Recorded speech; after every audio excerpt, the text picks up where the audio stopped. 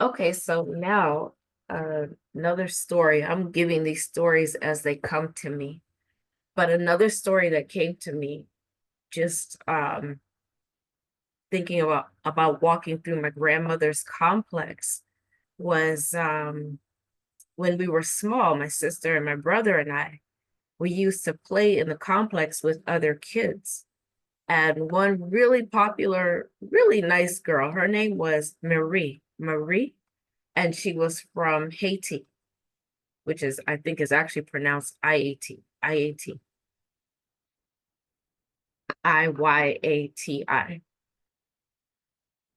So she spoke French and English. And I'm telling you about her because that name, Marie, that's how they called her, Marie. It's Marie.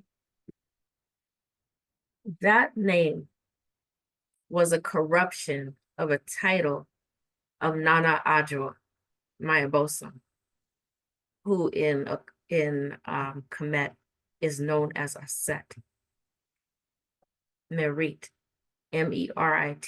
Mary is a corruption of that. It's a title of hers. And and so when I think back, just like in the story where my grandmother told me, whether I am here or not, I will always watch over you. And I didn't understand because I didn't have a frame of reference. Like we were Seventh-day Adventists and they just believe you die, you're buried. When Jesus comes, you raise up out the ground, you'll get a new body and go up in the sky to heaven, right? So no frame of reference. So even having friends named Marie, because I've known several Maries over my lifetime, and even as I'm saying that, I'm thinking about somebody else and the significance of her in my life. Um, it's the same thing. Like when you look back, you'll be able to see when you find out who you are, who governs your head, who governs your spirit, you will be able to look back in your life and see how the signs showed up, even though you didn't have any conscious knowledge or memory of your abosom. There was always evidence of them in your presence. So Marie stands out very prominent to me. And then I had a hairdresser from the Dominican Republic for many years. Her name was also Marie. Here, right? Because our crown is a seat of the abosom that our governs our spirit, the one that's assigned to us by Mother, Father, God before we enter here, has everything so that we come here 100% equipped to execute our function, whatever our function is. And so those were two Maries, but I remember I was part of Ritual Healing Village with Sabanfu Some for 10 years, for 2 years, not 10, 2 years. And I remember when she transitioned, the village had a memorial service for her. And at that service, I met another beautiful young lady named Marie. And she absolutely incredible. We literally, that's where we met. We had never met before.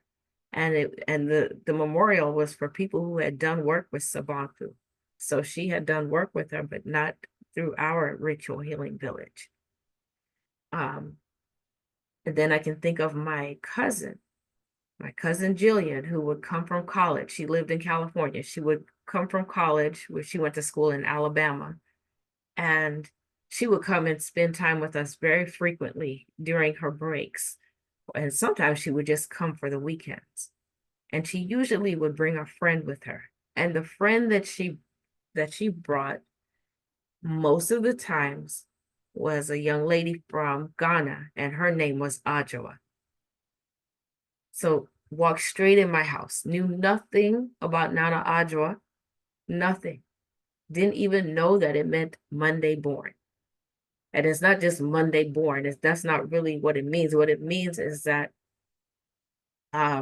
those of us who are born in the Akan culture, those of us who are born on that day, it's significant because it tells who governs our spirit, which is Nana Adwa, the same one that was turned many years later into Mary, the mother of Jesus. And before, literally, like this transition that I'm going through right now, right before I made this transition, I walked into a Catholic church and saw, went all through the Catholic Church, all these pictures of white people from 1500s, 14, 15, 1600s, all over, upstairs and downstairs. And then I walked through a door, which just looked like a closet or something. And I was curious because in there they had the robe of a pope, Pope John Paul II, I believe, along with his bust. And I'm like, why is it back here in this back room like this? But when I walked in and the door closed, that was an entryway into a little, what do they call it? An altar, a little sanctuary. I turned around and there was a picture of a black Mary and a black Jesus. The only thing different about them was that both of them wore crowns on their head. So if you've ever seen the pictures of Mary, I'm sorry, of Aset and Heru,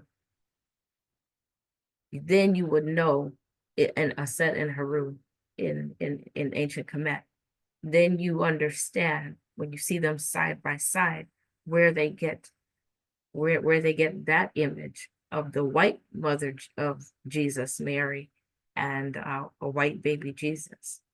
But it came initially from Aset and Heru. They kept their crowns on when they turned them white, even though I've seen only one. I've only seen one statue with a white Mary and a white Jesus with the crowns. All the other ones, it's just Mother Mary and baby Jesus. But Marie, that name goes all the way back to Nana Aset, Nana Adwa. And so I see, like, in my life, there have been very significant times. Let me show you something else. When I first did Kids of the Cosmos, let me see.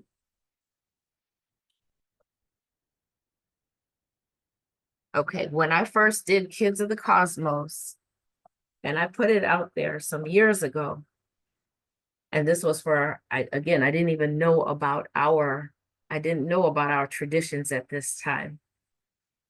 I got these two little girls. They were sisters and beautiful. This is a book that her mom gave me, the smallest one at the time. Her name was Regina Kiet, right?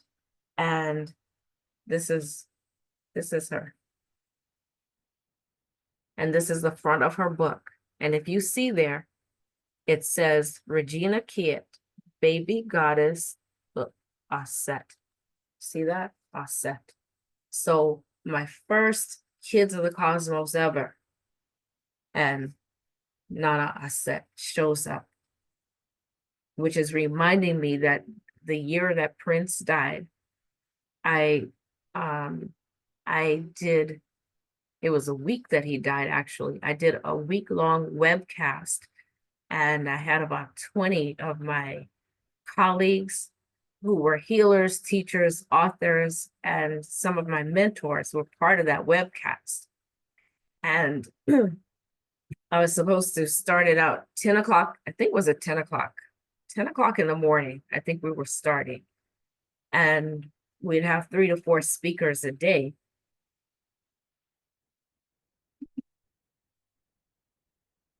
And about 6 o'clock, 6:30 that morning, I got a call from a young lady who was supposed to be my first interview. they lived in different states. And she was an accountant, and it was the week of taxes, and there was an emergency at her job, and she was not able to do that. Now, we had broadcast this and promoted it everywhere. And one of my friends was so gracious to come and bring me to her home, which was almost an hour away from where I lived at the time. And she said, I'm going to prepare breakfast for you and lunch, and I will deal with any logistics or anything. I just want you to be very peaceful and calm, so you whatever you need to do, you can do it. So I think we were actually driving on the way to her house when I get this call. And so I'm like, okay, all right, she can't do it. I don't know what's going to happen, but we'll figure it out when we get to her house. Well, there was another young lady helping me to promote, and I called her and I let her know what was happening. And she said, you know what? I know exactly the person. I know exactly the person who probably will say yes. That would be good for this. And so she gave her my number. The lady called me. We didn't get to talk about anything, but she was a healer, right? So it worked. Now, nearing the end of her hour presentation interview, our conversation, she begins, not nearing the end, no, I think that was, no, it was in the beginning. It wasn't even near the end. She began to talk about Nana Adjoa. She called her, first she said, I think first she used the name Isis, and to describe who she was talking about, who she was in communication with. And then she said, no, she doesn't like to be called Isis. She likes to be called by her real name, Aset or Adjoa. And I literally could not believe it. Now, again, at this time, I did not know anything about our traditions or our culture. But the fact that she went all the way back to ancient Egypt, ancient Kemet, there was no ancient Egypt, ancient Kemet, was really startling to me, because I did have a connection to, with one of my friends, I did have a connection to Egypt or to ancient Kemet. But to hear this lady who I didn't even know, start off that week-long conference, it set the tone. And the other thing that was interesting was that Sabanfu also was part of that webcast. And nothing in our conversation was able to be recorded. Nothing. That was so startling to me. It was so startling. Not a set showed up, but nothing about the conversation that I had with Sabanfu was able to be heard, they had to hear it live, or they didn't hear it at all. And that is a story for another time. But I just wanted to share, because again, when we come into knowledge of our identity, even though it seems foreign to us, it's not really foreign when we begin to look back on our life. And our Nananom Insamanfo, our spiritually cultivated ancestors and ancestresses, our family, who lived in alignment with divine order while they were here, and were elevated to that status in the ancestral realm, to some of them to guide us through this life.